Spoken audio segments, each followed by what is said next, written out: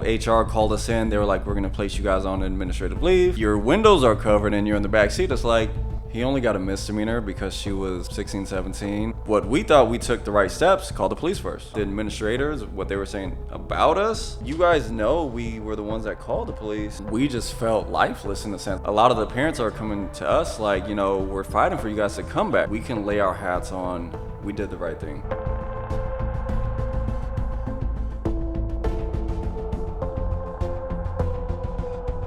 Welcome to The Other Side, where sports meets soul. I am your host, Kyla, and today I have a special guest, someone that is able to see sports through a coach's lens while coaching women and men. And today we have Coach Calvin. Hey. That's right. How are you doing today? I'm good. How are you? I'm good. I have a series of questions to ask you, so we can just dive right into it. Okay.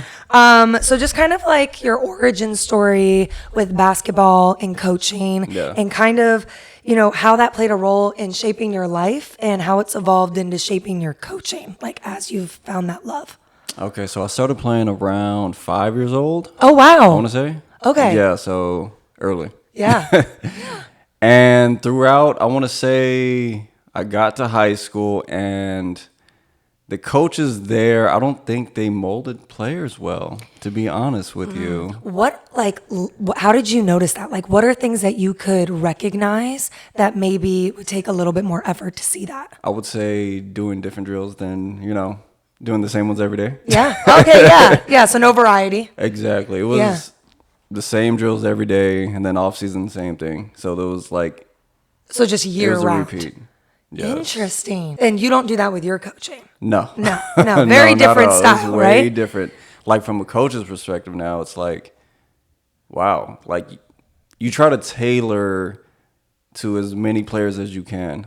Yeah. That way they actually grow, know? Exactly, right? And are we learning if we're not growing? Yeah. So that's very interesting. I wanted to know what ultimately led you to coaching the high school level. There was an outside league, and it was ranging from third graders to middle school. Okay. So I was bouncing around in there around 2013 to 2014. Yeah.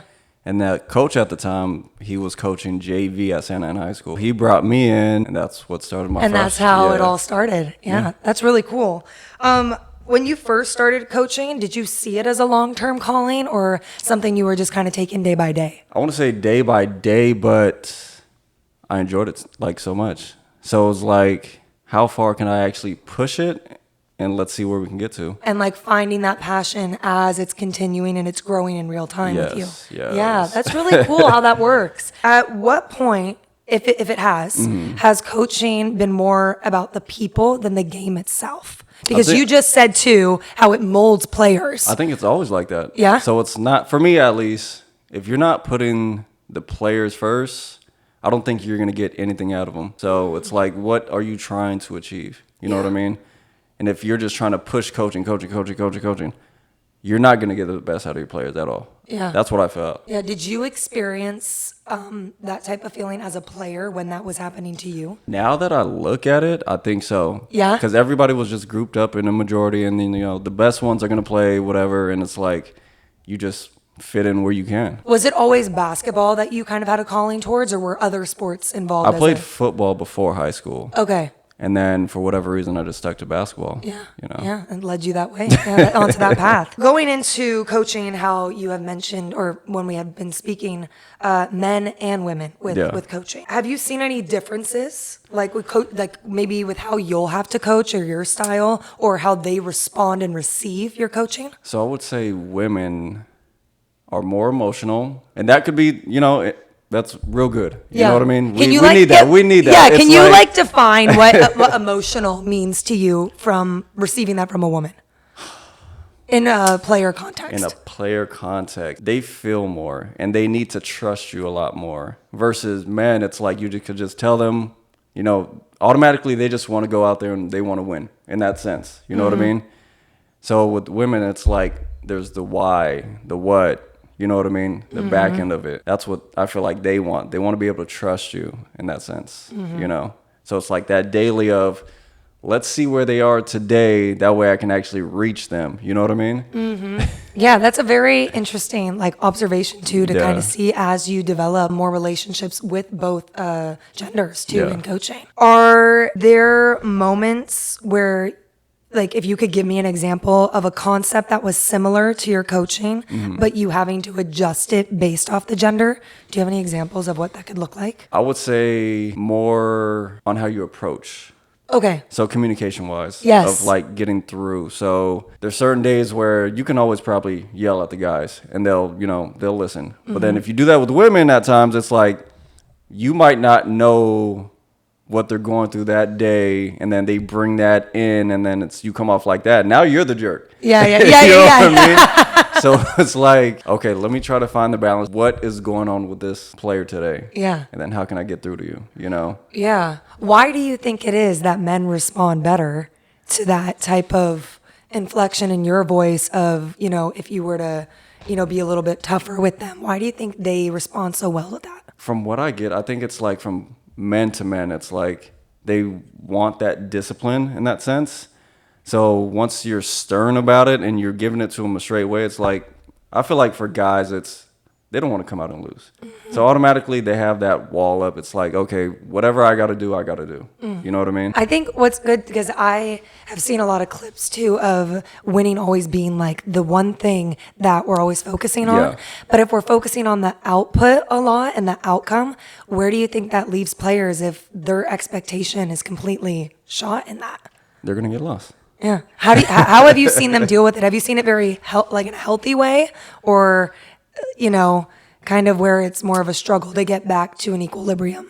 So I think it just bases on person to person, So it's like we can have one subject A where it's like they'll just pack everything in. All of a sudden they're just pissed off and you don't even know what to do with them. Well, then where's the release though? Where do you So see that that's release? Do you it's see it? Is like- it behind closed doors? So the area that I was coaching in, a lot of the parents are working full time. And so I feel like a lot of the players don't really know what to do with the feelings. And I feel like that's where I've been better at, like, okay, how can I learn about this player and solve for this type? You know what I mean? It's like I've dealt with like 50 girls at one time, and it's like, okay, how can I break it down for each for them to like understand? It's like maybe it was just one mistake. Do you think girls are sometimes underestimated in competitive sports? Oh, very. And why do you think that is? And how can we maybe change that? I think it's just perception. WNBA versus NBA. Who would you rather go see? Now, if you lower the rim for the WNBA and then they start getting a little bit more exciting, they're dunking and whatnot, like, does that change anything? I have a bunch of arguments where it's like I feel like women, once they learn how to do something, they do it exceptional. Versus men, it's like they already have the athleticism. You know what I mean? They already have that will to like, I'm going to dive on the floor. I'm going to go do the dirty work in that sense, where some women you have to kind of teach that. But once they get it, I feel like the skill is way better than the men. So you think it could be conditioned and integrated into women's sports? Oh, for sure. With that, For the way sure. that men kind of react and respond physically. Oh, for sure. Yeah. Yeah, I was talking to someone I interviewed that has played D1 basketball for Berkeley, and she was saying like women are getting more upset like Yeah. on the courts, and people are getting excited about it, Yeah. which I think is really cool that we're kind of opening that world Yeah. for women. Can you tell me your timeline of being a Santa Ana coach when you started and kind of where you are with your off season of it? So 2014, I was the freshman coach for about 3 years, then moved to JV for about 2, then assistant varsity for 2, and then I was running the whole program for about 3 years. Taking it back to when you were at Santa Ana coaching, you mentioned that you achieved 11 consecutive playoff appearances. Yeah. Is that true? And I want to know, what does that represent beyond the number itself as a coach, as a team, and as a school? So for sure, the school is not known for basketball at all. So they're known for soccer and then wrestling. So they're a Division 5 basketball team. As soon as I got there, I think I won like 5 games. And I was like, maybe something's wrong with me. So I had to really like dive deep to like understand like, okay, these girls really don't know the sport. It's like they don't grow up playing the sport in that sense. Or even like I've learned like a lot of them aren't in any sports. So until they get to high school, they're like, oh, this might be fun. Yeah, You know a lot I of mean? new territory in high school, specifically at Santa Ana with sports. Yes. Yeah. So it's like, for me, it was always, you're teaching like kindergarten kids to love the sport. That's a good way to put it for people to understand like how you break it down for it to Yeah. be absorbed, for sure. Yeah. And do you feel that they respond well when they have that new territory that you're introducing? I think so, because it's like, if you push a kid into a sport, ultimately they're going to hate it. You know what I mean? So it's like, how can I build a program where it's fun and they actually want to start learning more versus me pushing it? Now they're taking that initiative and like, okay, I actually want to stay an hour longer just to work on my game. Yeah. I'm actually watching basketball now. You know what I mean? Yeah.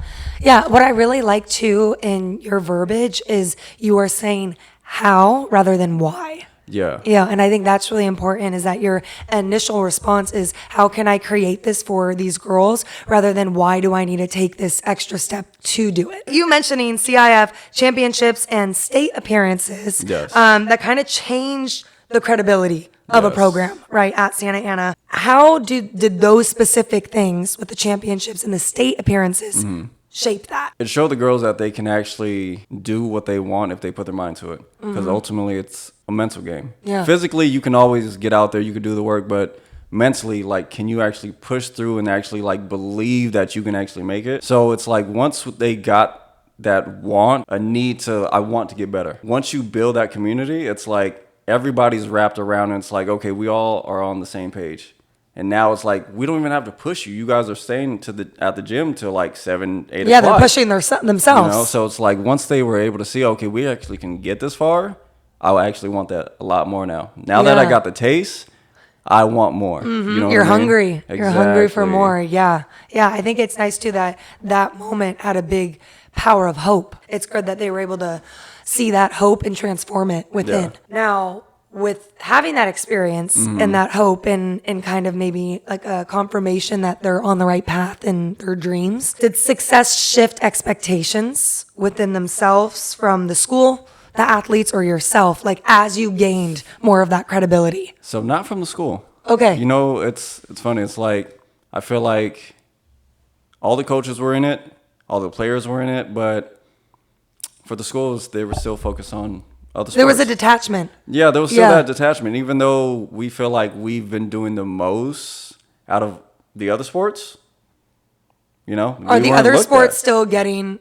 recognized more than would the say so. basketball? I would Yeah, say so. still. Even Still. with all of, because you said that the school's been there for at least 100 years, and Yeah, you guys didn't exactly. have any of that achievement or accomplishments. And it's like we put up maybe 3-4 banners, and they've been there for about 133 years. Yeah. And it's only been within mine and some other coaches' time. Like it's, Yeah. you know? Yeah, it's very telling. And Yeah. if you really look at that and then kind of comparing how the others are ran or, you know, Yeah. kind of what else Because is. for 133 years, I'm like, you know? Yeah, no, literally, that's a valid reason You know? to feel that way. What do you believe from that, if there was the biggest cultural shift in the program during that time? I think showing them outside of Santa Ana what that looks like.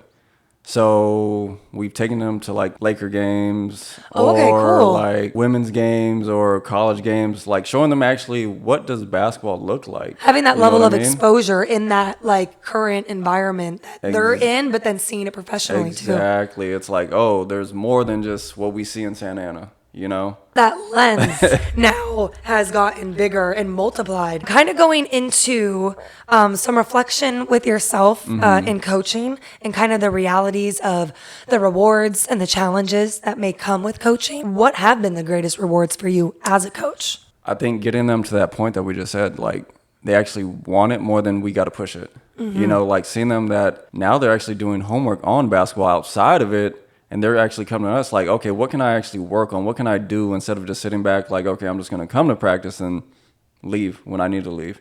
It's like, oh, coach, I actually need to work on this. It's like seeing them take that initiative to better themselves individually for the greater the team. And I think it just shows like the trust that you've created with your team as well, and to have that outlet and them taking it upon themselves and immersing in it, I think is just so beautiful. So then you're like just seeing that pure passion just be ignited. Is there anything that you think with coaching that you think needs improvement or reevaluating? We need better refs for the girls' games. That's about it.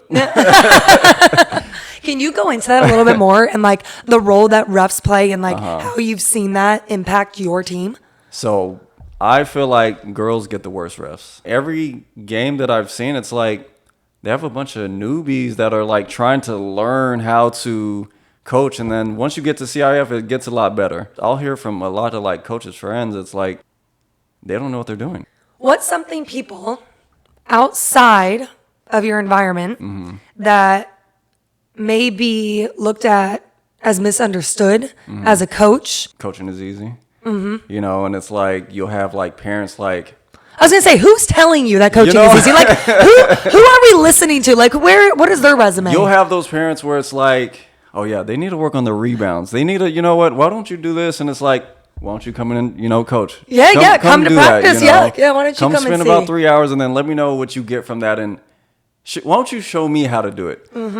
I feel like so many people are so easily saying how to do other people's jobs. Yeah, it's like, let me go to your job and then let me. Yeah. Why don't I stand over your shoulder and why don't I tell you and critique you? Yeah. Show me where you played and where's your championship. No, yeah, and then, exactly. Maybe actually, you know what? You take my Yeah, spot. maybe I can learn something here. Yeah, maybe I'll sit down and take notes. You know? Yeah, no, for sure. And it's always the unathletic ones. Isn't that ironic how that works? Yeah. That's funny. The modern day game. This is something I've been wanting to talk about because of the humility that, you know, you kind of may be faced with, the introspection that may be taking place and the emotions that came up. Because you told me that you once played your Division 5 team against Mater Dei and lost 90 to 5. 90 to 5. I had to make sure I read that correctly when I saw that. You can look it up. Yeah, 90 to 5. Okay. Can you kind of walk me through that experience and like the highs and lows, how that experience shaped you and your team moving forward? Yeah. So everybody said I was crazy for it. Number one, they're like, why would you even schedule that game? Are you like, you're going to make the girls embarrassed to even like play? What like reputation did Mater Dei already have? Well, number one, they pretty much breed college basketball players. You know what I mean? Division 1 in that sense. It's a private school. So you go there D1 to versus play. D5. Yeah. Okay. You know, so it's like you're dealing with that, but at the same time I'm prepping the girls, letting them understand it's like we're not necessarily going there to win. You guys know it's going to be a challenge, number one. You're going against girls that have been playing since they were 5. A lot of you have been playing since you got here. That's a huge gap. You know? Yeah, no, and that's a great way to put it in perspective Yeah. for them. And I think what you have said a lot too is putting things in a perspective for them that will be effective. Yeah. And I think that is a really good way for them to absorb it. Yeah. And so it was like already expected. I mean, we scored 5 points. Hey, I mean, you know. A win is a win. 5 You know? points. Yeah. But it's like you just prep. And the hope is like the thing that they take away from the game, it's like that's actually how you play basketball. And now how do I get to that point to where they are? You know what I mean? And even from the coach, he was like, nobody wanted to like schedule games against them like around the area. And I've never seen anyone do that other than us. I mean, that's like. I love how you stepped into all these like new things that the school had never experienced. You're like, well, no one's done it, so I'm going to do it. Yeah. If no one else is, you will. It's like, if you're going to get your ass kicked, it's like, let it be by them. You know what I mean? So there was already kind of going into that game, anticipating a loss. Can I ask you a question? Okay. Would you have put men in that same situation? I want to say, yeah, it's just to get the experience. It's like, if you don't come from that background, you're only going to be familiar with what you know. So once you break out of that, it's like, oh, there's a lot more to what I actually know and think. It's like, if you're at the same school and you think you're number one, and then as soon as you step out, now you're playing against actually people that have been doing this or getting paid now to do it. You know what I mean? Exactly. Yeah. And then they're limiting their own growth because then their narrative is only what they're comfortable in. Exactly. And then when you get comfortable, you could start slacking. Hearing why and how you did it, I think is just so impactful for those girls. And did you see that after the game? I want to say yes, and then it's like you look at the year after, it's like they made it to the championship. You know what I mean? It's like you're just trying to build these little spots where they can actually see, and it's like, okay, this is where I want to be, and then how do I get there? That's the less work that the coaches have to do. Yeah. You know what I mean? But Now, also the less work for you to do because of what you've already integrated and created for them. Yeah. Exactly. Yeah. So your foundation is strong because of that. And then they're showing that work that is reflecting off of what you've made. Exactly. Yeah, for sure. You did say what's important is the takeaway from the game. Yeah. What do you think is a healthy takeaway and something that would be unhealthy? And how you've seen your players experience? Them not being afraid to play in front of a crowd against a Division I team. So it's like, if they're able to go out and do that and get beat by that much, what am I afraid of? Yeah. You know what I mean? You're not going to be playing Division I teams. You're going to be playing, other Division V teams. And who has played another modern day? You could say nobody around Division V.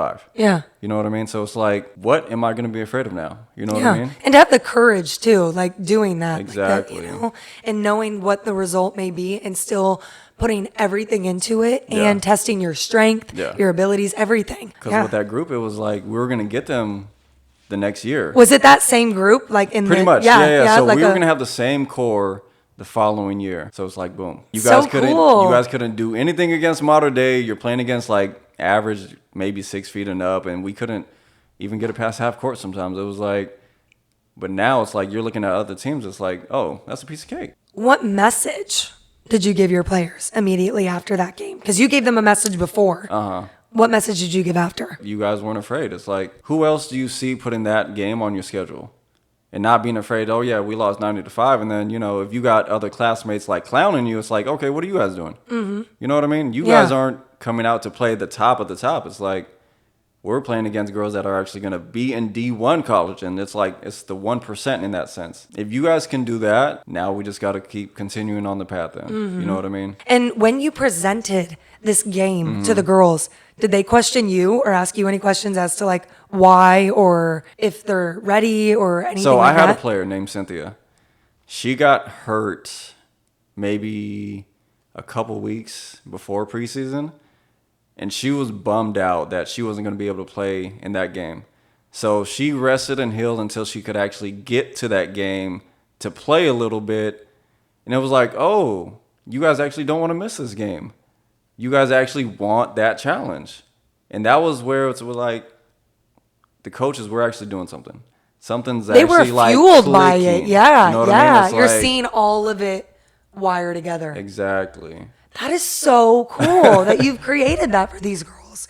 I'll get into it more as it goes on, but just so much that coaches have an impact on sports and the joy that people have with sports from what the coaches have created. Yeah. What advice do you have for young athletes who may get wrapped up in outcomes instead of the effort and process? You got to look at, I always say it's like short term versus long term. You can lose a game and it's like, what are you going to get from that if you just keep looking back at it? You know what I mean? Me and my assistant coach did perfect where it was like, it wasn't even about the game, but maybe about the attitude, maybe about your performance in that sense. It was like more of your effort wasn't there. We could tell you were too emotional in this state, which messed you up. And it's like, okay, so we're on to the next. And do you think that that was effective in the way that you communicated? Because you saying communication being the most important thing with these girls. Oh, for sure. Because communication is everything. Yeah. It's like if you can't communicate, then...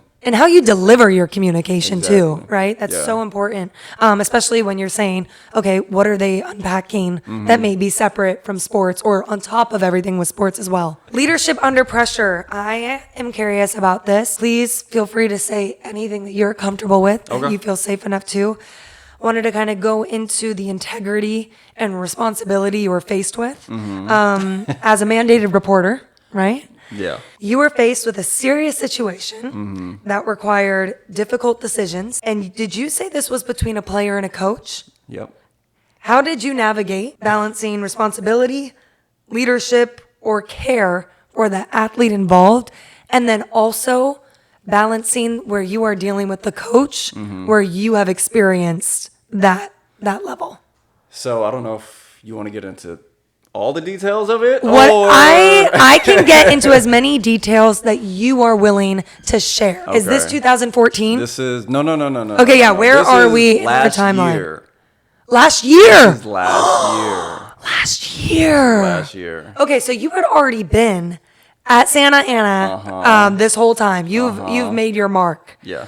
Okay, go ahead. Proceed. How long have you been working with this coach? Maybe a year before. Okay. Because we were looking for another JV coach, and he was someone that we played with, and we couldn't really find another female. Like, there was like, oh, I can't just because scheduling. We're scrambling to find someone else, and it was like, okay, we play with this guy. Like, we're usually, around and whatnot. Yeah, He yeah. seems cool. Okay, Whatever, so you had seen him already a little bit and Yeah. how he worked. Okay, got it. Okay, proceed. So basically, a Friday, January, maybe 10th, 9th, I don't know. I love the timestamps. No, that's great. oh, We love a timestamp.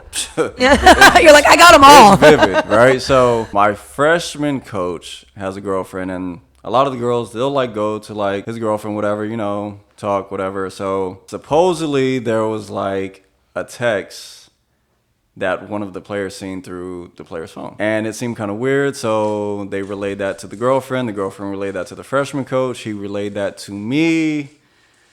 And he was like, I really just feel off about it. So we were trying to figure out, okay, so how are we going to figure out if this is true or not? And it was a Friday.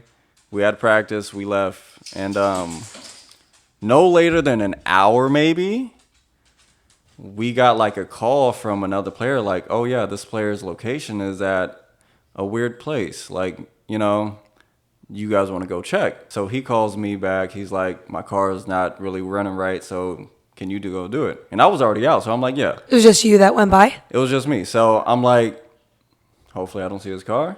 So we pull up and like, it was a Black Angus like parking lot. So pull in, turn my lights off. I don't see anything. And then I pull around, then I see his car. So I'm like, okay, let me go park somewhere. I took like a couple of pictures, whatever. And then there's his car, and then I reparked. There's like bushes, and then my car. So I go around, shine my light through the window, knock. I don't see anything. As soon as I take one step, I hear something in the back. So I shine my light. I just see his face, and then as soon as that, I walk back to the car, call the police, and then I got to call administration. So I'm just there on the phone with the freshman coach too. I'm like, bruh, he's really in the back seat. And then it doesn't take two to like understand. Oh yeah, no, like, yeah, you can put the location yep. and your windows are covered and you're in the back seat. It's like, okay. That is insane. And it's like, you see this person every day and it's like, you wouldn't figure they would do something like that. Oh, yeah. You know what I mean? And then everything that you have seen this person, like this image you've had, Yeah. is now completely deconstructed. Oh, for and it's sure, like, for sure. this behavior that's now being presented. Who have I been knowing this entire That time? part. So it was like, once they put out like a mugshot, I kept looking at the picture and looking at the picture and looking at the picture. I'm like, I really don't know who this dude is. It was like every time like all the coaches would like plan a Vegas trip. He didn't go. Certain things like that, I'm like, my assistant coach would like, he'd be vulnerable, like talk about things he's going through. My frosh coach would too, me too. And I'm like, I've never really heard anything from him in that sense, like other than basketball itself. So I'm like, did I really know you like that? Yeah. Or, Yeah. Yeah, that's very interesting. Kind of like maybe he was just showing you what he wanted you to see. Too. That part. Yeah. What kind of conversations did you guys kind of need to have after this event occurred? Literally the next day we went to a golf course, me and the other two coaches, and it was like, we just felt lifeless in a sense. We were just looking at each other like, did this really happen? So literally we were sitting there for hours. What next? Like, how do we not see it? We're like, do we blame ourselves? Do we not? And it's like, how do we not see it? Like, what were we missing in that sense? Did you have to take any sort of like action steps after that? So if we were to go through the timeline, the police investigate, well, not investigate us, but they get, The police. You they said get- you contacted the police So before that was administration Friday. So that too, was right? Yes. Okay. That part. So Yeah. that was Friday. Saturday, we meet up just to, de-stress or somehow try. Is when the police are contacted, is he taken into... Nope. He's not taken anywhere. He's not arrested. It took them I don't know how long, and they were like, the car's not there. So they didn't get him until the next day, and they called us okay, we got him, and then we just want to interview you guys. So they interviewed us one time out of the whole scenario. Did he stay in custody the whole time, or did he end up getting out of custody? So from what we know, supposedly he only got a misdemeanor because she was 16, 17, and what she admitted wasn't, who knows what they did or what they did not do, but she told him one thing and he didn't say anything, so that's the laws. Welcome to our system, our government. Make it make sense, right? Yeah, no, it doesn't. It doesn't. It doesn't make sense. No. That is insane. So it wasn't until the day after, and you got questioned once? Once. And there was no follow-up? No. And the next thing that you got an update about this was the mugshot? So it was Friday situation, Saturday, police interviewed us, Sunday. Can I ask you how long the interview was? How long did the police interview? So they told us to come at 4 or 5 o'clock. We waited outside until maybe 7, 8 o'clock until they actually pulled us in. Literally, it took maybe 30 minutes to interview all of us. Did they do anything with your guys' statement, or you guys as They just took the statements and that was it. And that was it. And there was nothing with a court or anything. And that's been a year now. Yeah. Interesting. Okay. What ways do you think are best for coaches to appropriately show up for adolescents during serious situations like this, where it does involve trust and safety, the power dynamics, while still maintaining a level of professionalism? So I think what we did was number one, apologize for just trying to let them understand. It was we're sorry that you guys had to endure this, and then now you guys got to go through it, and then students making jokes, whatnot, and then now it's and then you have everyone's level of coping mechanisms and how that's being obviously expressed. All this during season. During season. Oh, so we were right in the middle of the season. So it was no days off. No, how do you even process? How do you have time? It's just survival mode at that point. So it's we're trying to talk to them we always want your trust. Our best thing is to make sure, number one, you guys are safe. And what we thought we took the right steps, call the police first. You know what I mean? And, Why do you think that wasn't the right step? Because you did mention how that did have an effect with the police being involved before the administration. Can you tell me what you thinking that being the right decision and why? Looking at it now, of why it could have been different. So granted, I think Santa Ana had another similar situation with a female music teacher and a student, maybe within a year. Within the same. I don't want to say the same year, but within a whole year. Oh yeah, within enough. Enough close enough in time. Yeah. What you didn't know that? You know what? No. And that was never told to you by anyone. No. And did anyone else on the team know, the coaches? I don't think so. We didn't know until maybe later. We seen her case pop up. I seen her recently. She just pled guilty maybe a couple months ago or something like that. So that's wild. You think everyone would know, that you'd be informed as an employee. And maybe I'm oblivious and I'm just too focused on basketball. I don't know. See, but look how self-aware you are to be I mean? Maybe I didn't check in and see it. But yeah, so we felt should we have told administration first? Well, yeah, you're questioning everything too. It's to see if there'd be a different result or something more effective. And it's the way that they handled it and how everything transpired after was I wonder if they would have known first, the whole scenario probably would have went different, maybe how we got treated from administration too. How were you treated by administration? How did they become aware? Was it from the police or from you guys? So from us. Okay. So literally, I called the police. Soon after that, I called my athletic director. He's the only cool one that I do like. Had a conversation. He talked to the principal, assistant principal, whatnot. And then it was Monday came, there was a parent meeting. Tuesday came, there was the game. And then Wednesday came, that's when I guess The district got involved. HR called us in. They were like, we're going to place you guys on administrative leave so they can do their investigation. So from that Wednesday till maybe April, they called us back in. They were like, we're going to go move in a different direction. All while... So letting all of you go. Yes. Because of this situation. Because of the situation. Continue. I don't even know what I can say again, right now. So we're in the middle of season. That is unbelievable. We're in the middle of season, and we're like, I promise you, the year before, we're like, we know the team that we have, and we know what we can do next year. Everybody's coming back, right? We're in the middle of season. We're doing great. They make it to the playoffs, and get this. So me, my assistant coach, and then my frosh coach. It's to a point where it's like, are we coming back? Are we not? And like, a lot of the parents are coming to us like, we're fighting for you guys to come back. And that was so good to hear because like from the stuff we were hearing about the administrators, what they were saying about us, at least we had the parents on our side trying to defend. They were going to the district like, we want these guys back. It got to a point where we got to watch the girls on Instagram. We're like watching the games here and we're like... So you couldn't even finish the season with them? No. And the way it played out, we knew it could play out the way it did, which... They went to the championship game and then they lost by 3. And we're watching it and like, no disrespect to like the coaches or the teachers who stepped in, but we know the way we coach and we feel like things would have been a lot different. You know what I mean?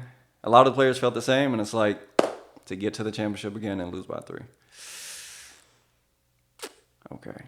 And then let that sink in too. Yeah. With that, it's like you're hearing the principal say it's all because of the new... or the teachers that stepped in, is because that's how far they made it.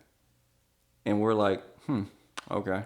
As if you don't have all of this credibility for the past 10 years in these new milestones that you have hit with these girls that no one has ever done before. And for them to have the audacity to say what they're saying and do what they're doing. Yeah. And it's like, okay, outside of the players, we love the players that are still playing right now. Go look at the record. Let me know how many games they won.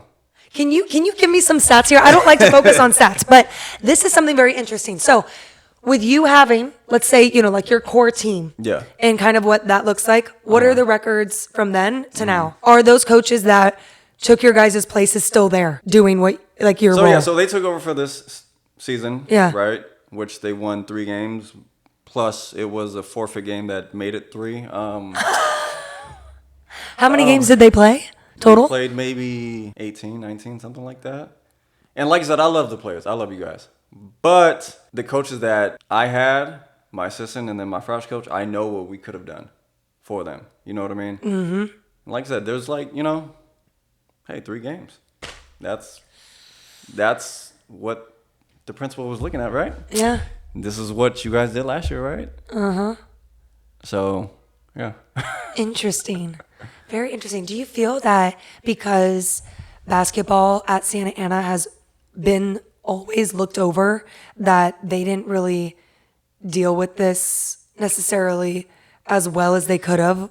Probably. The way that they would have with, wrestling or soccer? I was probably because all of a sudden everybody wanted to go to the games. Everybody was more involved now.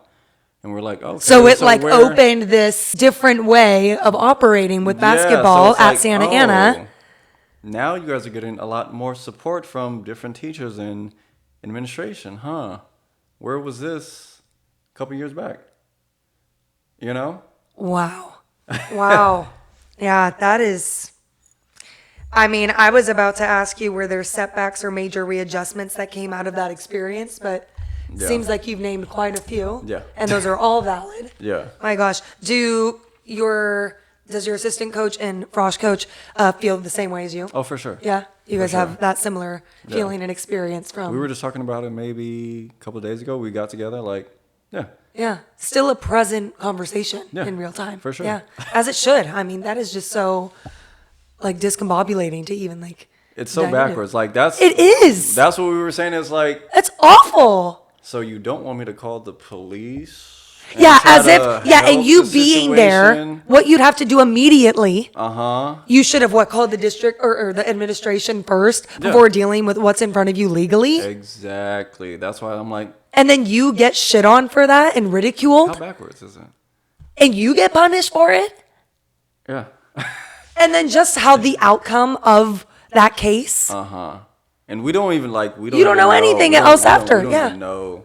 Like, I promise you, from that last practice, we've never heard from him. We don't know. Like, I tried to call him before showing up to the spot. It went straight to voicemail and whatnot, and that was it.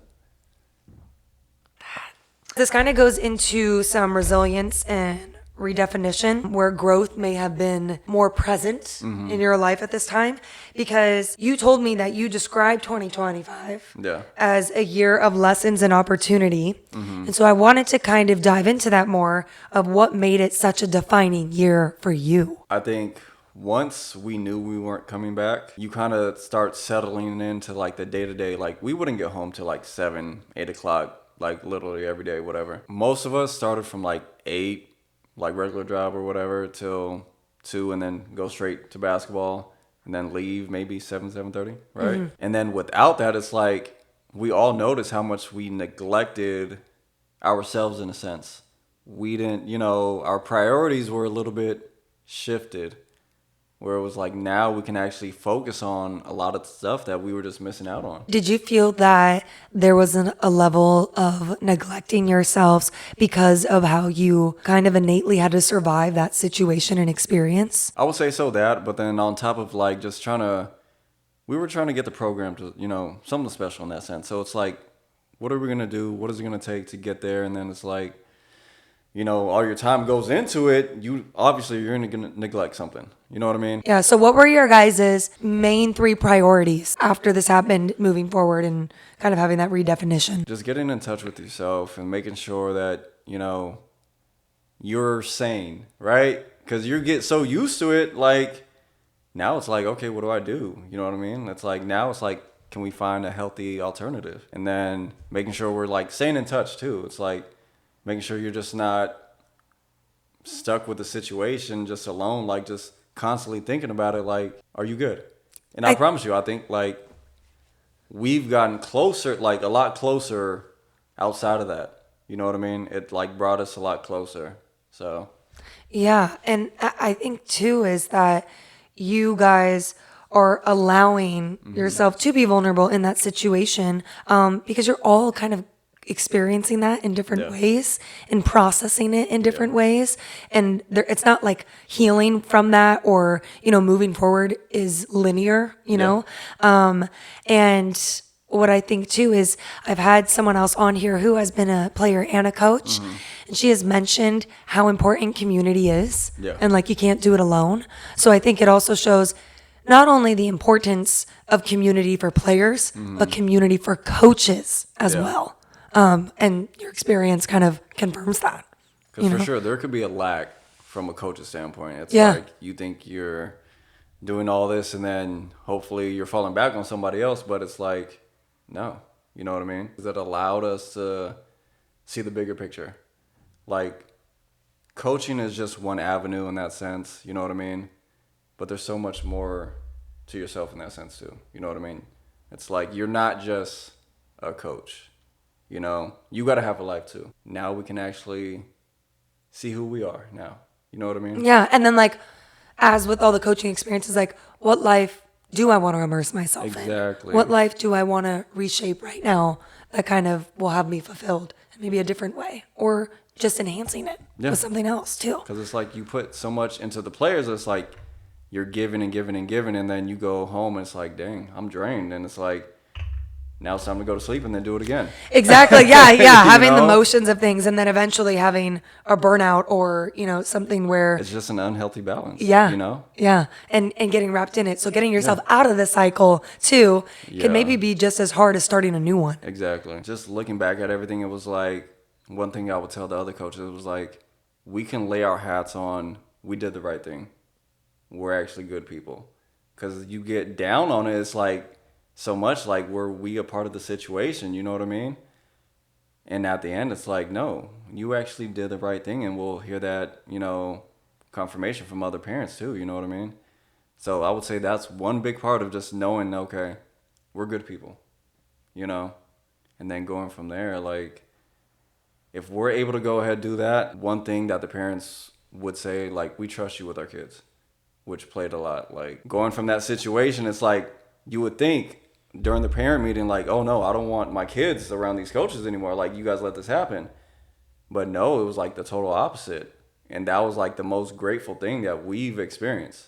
You know, like, you hear one side from the school, but the parents are acknowledging you guys. You know what I mean? That's like, okay, we see who cares. You know what I mean? Yeah, and you were staying firm in your foundation, and like your heart was in the right place with everything, and you took all the right steps. Yeah. And I think it just proves that with your moral compass that you have for the heart of the game, these girls, for the community, and then having that confirmation from the parents. When that would be, you would think those people would be the most pissed off, but it being the district. Yeah. Not even like pissed off at you guys, but like if anyone was gonna have a negative reaction, it'd be the parents. Exactly. Yeah, So that's what's really fucking twisted. There's so many twists, but that's also really twisted. Yeah. Oh my God. To the point where, I'll add this, there were still a couple seniors this year where we wanted to go, support. The athletic director was like, he was cool with it. He talked to the administration. They weren't. Even though we have no parts of whatever. Even though you have no affiliation Yeah. with the incident that happened. They felt bothered by that. Bothered how? That you did the right thing for underage girls? Exactly. You guys know we were the ones that called the police. And we try to, make sure everybody was safe and everybody was good. And then... What you would think too is if you have already had an incident that has happened, that you would take this as serious as you possibly could and take every necessary step and precaution. Exactly. And instead it was the opposite. Yeah. So literally, we were getting ready that day to go support the seniors for senior night. So we texted the AD just to make sure it was cool. It took him a minute. He called back. He was like, yeah, I talked to them. I think, they're overdoing it. But, pretty much they don't want you guys to come, You couldn't even support the team that you created, that you built off of the trust, communication, integration of everything. And they took that away from you. Yeah. I'm so sorry. That is disgusting. So it was like, okay, so what do we do? We just went out to eat, talked about the situation. Good. I'm glad you guys talked about it. I mean, do you feel too, because at least with my experience, when things have happened like this, that men tend to suppress it. Did you ever feel a point that you were suppressing this subconsciously, or any of you, or did you guys deal with it head on? You know what? I think personally where I'm at, like, I started taking therapy after that. Yes, did you hear that? He's taking therapy, everyone. I want to say that's helped to where I'm at now, where it's like, if something is bothering me, then I'll say something, you know what I mean, instead of suppress, because nothing's going to happen. Exactly. And then and then it's something you're left with that is just manifesting until it, like, into your boils over. Exactly. And now you're at a level of resentment, or everything comes out in a way that you were not envisioning, but because you've built it in and suppressed it, it's now coming out in a way that you can't control. Yeah. And I mean, from the get-go, like I said earlier, like, us three coaches would be the ones to, like, talk about certain situations. You know what I mean? Already. So it was like, we were already comfortable. Do you think it was easy being able to have that comfortability because of the way you guys had an emotional, communicative style towards the girls, that it maybe helped you guys to communicate to each other? I think so, because I feel like we were all on the same page.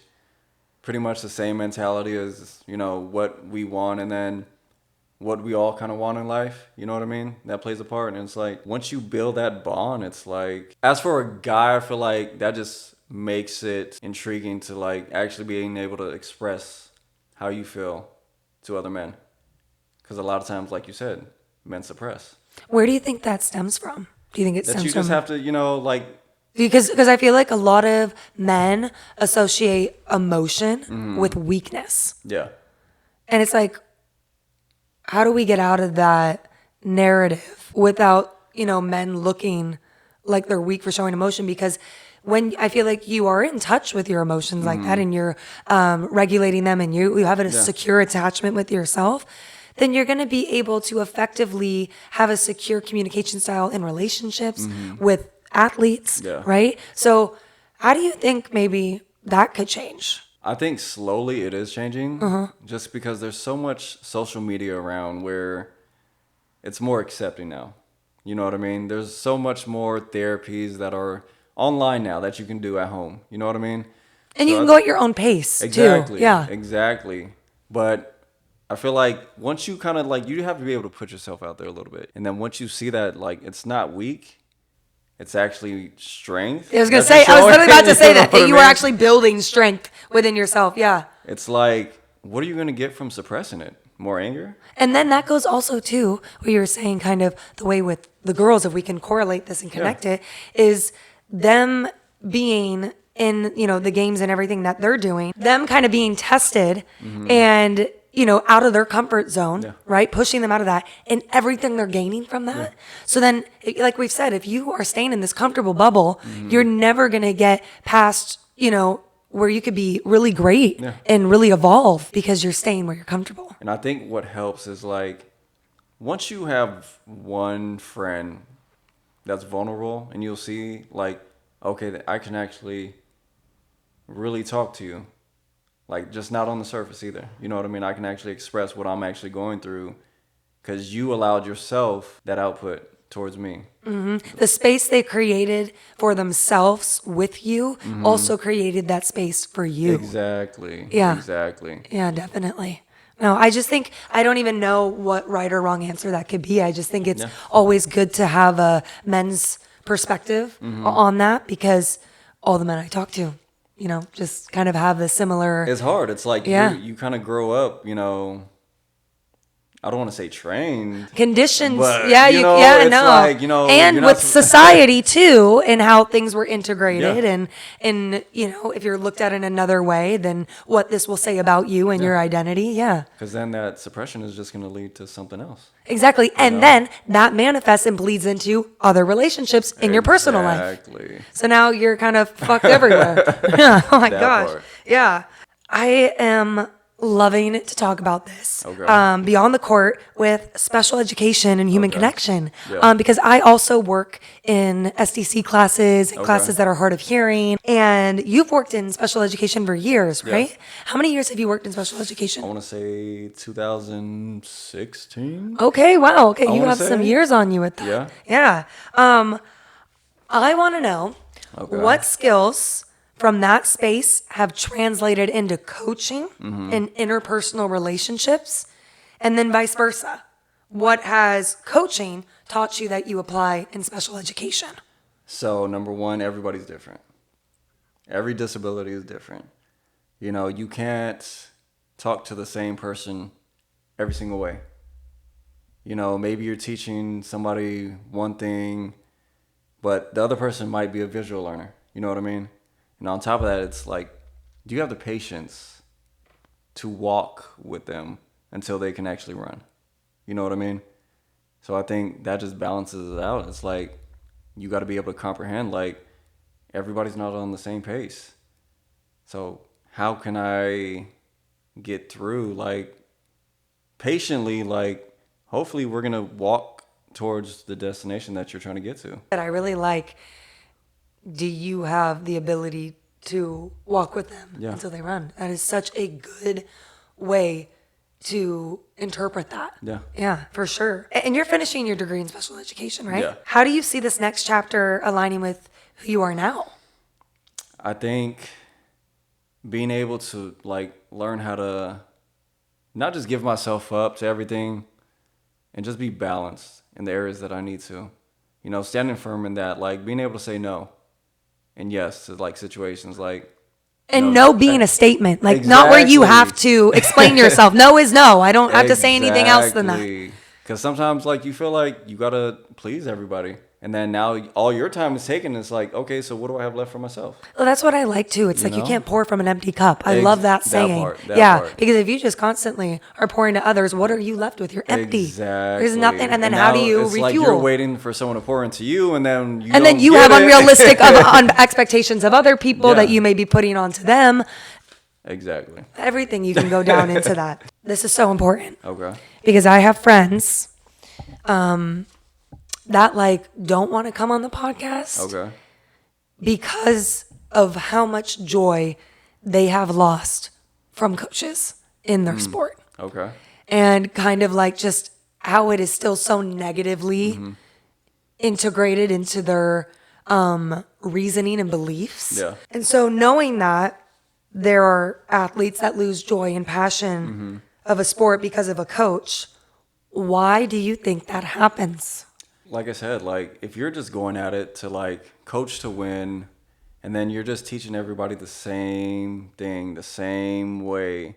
And then if you don't even know how to coach or like what you're coaching about, just based off like what you see and what you think it is, now everybody's lost. And now it's like, okay, I got my coach yelling at me, but I'm trying my best, but they don't see that.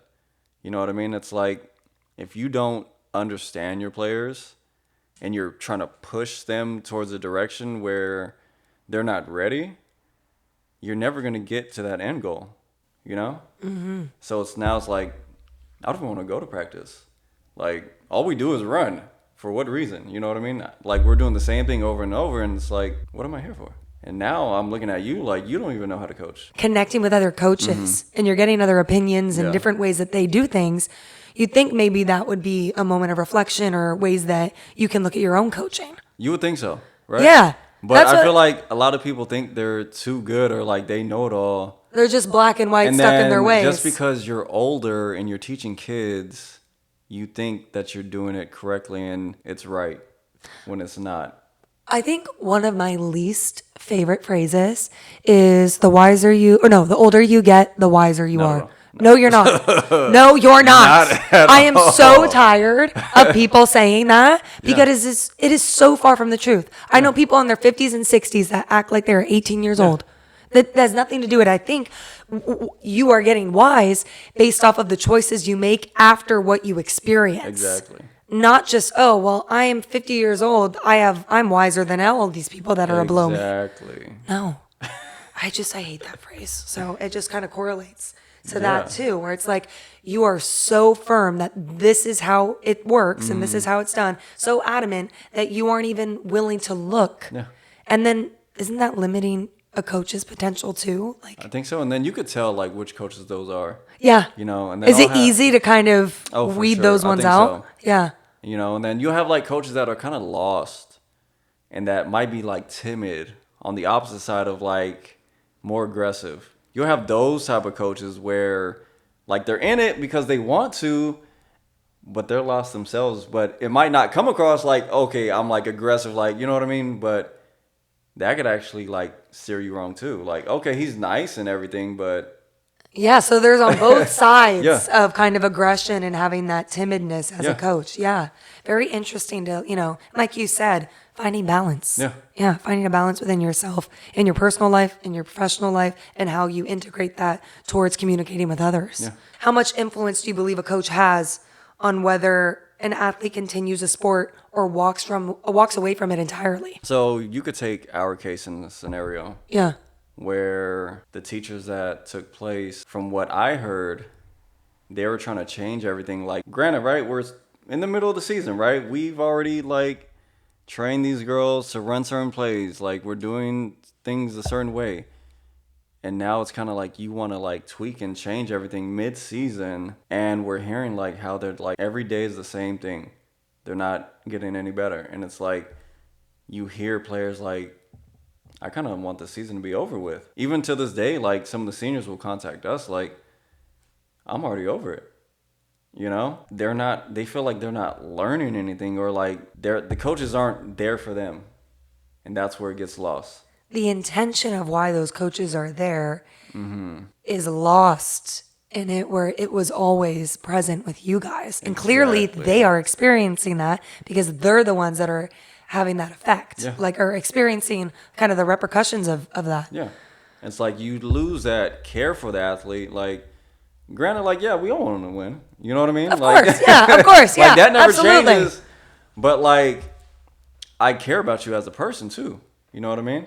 And if you win or lose, that shouldn't be how you choose to treat someone. Yeah. Like, depending on if you win or lose this game, I'm going to see how I'm going to react and talk to you and all of those things. Exactly. You know, it seems like you are very self-aware and do have the ability to inter-reflect and take accountability where it's due, or, you know, need to readjust things if you needed to. If you had to, how did you check yourself as a coach to ensure that you weren't becoming someone who took joy away from the game? Like, how did you know that you were not one of those? I think I reflected a lot of the other coaches that coached me. So it would just go back to reflection, and then you could just look at it day in and day out, like, number one, are they having fun with this? Because if they lose that, you're not getting anywhere with it. Mm-hmm. You know what I mean? So it's like, we'll take that part where it's like, okay, we're leading them the way that we need to, but at the same time, it's like, how can we balance that with, like, okay, we're not even going to take the basketballs out today. We're going to go have a beach day. We're going to go do other things outside of basketball. You know what I mean? To make sure that we all understand, like, it's just a game. You know what I mean? And at the end of the day, it's like, we're going to be a community of ourselves, and no one else is going to be with that. So it's like, we have to grow and love each other, number one, in and outside of basketball, you know? Yeah. And then once that, like, formulates, brings it in, it's like... And I think why you have great feedback in these athletes that are still contacting you and, you know, wanting you to be there, because of your heart, like in the heart that you put in to those moments and the intentionality behind it, and seeing these girls, not just as athletes, but as women, or, you know, girls that are going into womanhood and that are kind of dealing with all these other things and navigating that while navigating how to be a better basketball player. Yeah. And so having that safety kind of, you know, fuels them more, which is shown through what you've said. Because we'll hear all the stories from them. Trust me. Not just basketball. You hear it all. And then it's like, once we look back at it, it's like, they trust us enough to, like, tell us all that. But I don't want to hear about your boyfriend stories. I really don't. No boy drama. I don't. You know? That is so funny. Thank you for answering all of these questions. So great with articulation and just having that strong presence and definition of what it means to be a coach, and the love for the game, but the love for the community, and that it's more than the game itself. If you could leave one message for coaches about the power they hold in shaping an athlete's love for the game, what would it be? Love the players before teaching the game. If you were to go back to your younger self and give yourself advice in where you are now, with what you know, what would you tell your younger self? I would say, within everything that we talked about, like, it's okay to speak out, and it's okay to ask for help. So just being more vulnerable, like, you don't have to do it yourself. Yeah, and how important an effective community can be. Yeah. Yeah, I love that. Thank you for coming on. This is so wonderful. I really appreciate it. If you or someone else you know would like to share the other side of their story, please hit me up in my DM, and we'll see you next week. Perfect. Bye. You did so good. That was amazing. Thank you. So professional.